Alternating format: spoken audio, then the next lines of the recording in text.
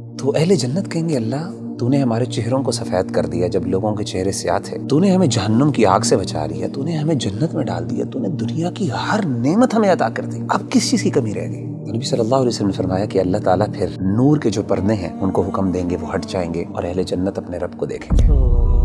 اس پوری جنت میں کوئی ایسی نعمت نہیں ہوگی جو اس نعمت سے بڑی نعمت ہوگی کہ جب ایک بندہ اپنے رب کو دیکھے گا، رب کو دیکھے گا، رب کو دیکھے گا، رب کو دیکھے گا۔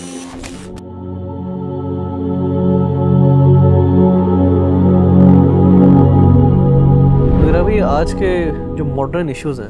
ان میں ون آف دا ٹاپ جو ایشو فیس کرتے ہیں ہم لوگ وہ بد نظری کا ہے کہ کہیں بھی آپ چلے جائیں، کہیں بھی آپ دیکھ لیں،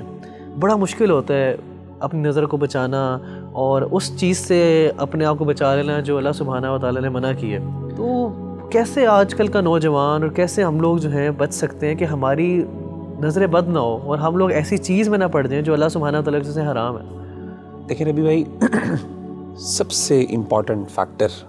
جو انسان کی نظروں کی حفاظت کر سکتا ہے وہ فیکٹر یہ ہے کہ انسان کو اس بات کا شعور ہونا چاہیے کہ میری نظر کی قیمت کیا ہے۔ دیکھیں ہماری جو نظر ہے نا، ہم سمجھتے ہیں اس کی کوئی قیمت نہیں ہے، جس مرضی پر ڈال لیں،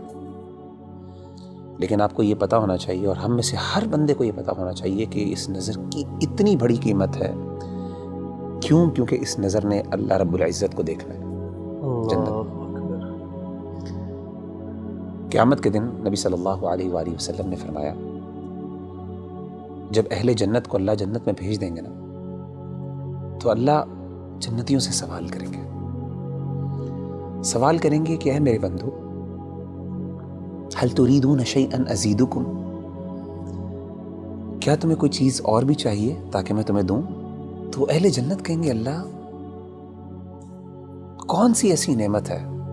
تو نے ہمارے چہروں کو سفید کر دیا جب لوگوں کے چہرے سیاہ تھے،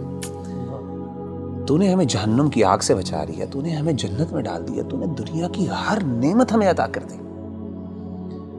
اب کس چیز کی کمی رہ گئی؟ تو نبی صلی اللہ علیہ وسلم نے فرمایا کہ اللہ تعالیٰ پھر نور کے جو پردے ہیں ان کو حکم دیں گے، وہ ہٹ جائیں گے اور اہل جنت اپنے رب کو دیکھیں گے۔ نبی صلی اللہ علیہ وسلم نے فرمایا کہ فما اعطوا شيئا احب اليهم من النظر الى ربهم او كما قال علیہ الصلوۃ والسلام، کہ اس پوری جنت میں کوئی ایسی نعمت نہیں ہوگی جو اس نعمت سے بڑی نعمت ہوگی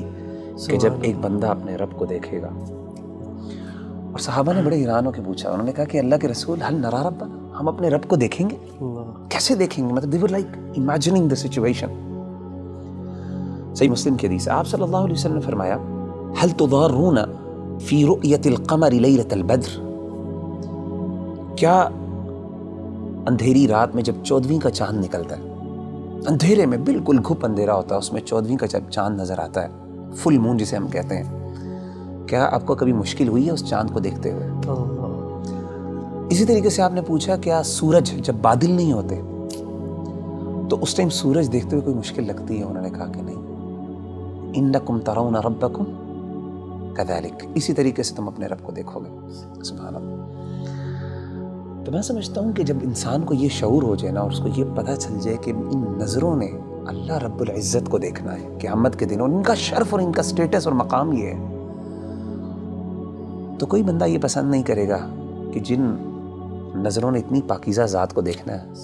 وہ کوئی اللہ معاف کرے گندی چیزوں کو اور گندی فلموں کو اور اللہ کی حرام کردہ چیزوں پہ نظر ڈالنا۔ میں سمجھتا ہوں یہ شعور سب سے زیادہ اہم ہے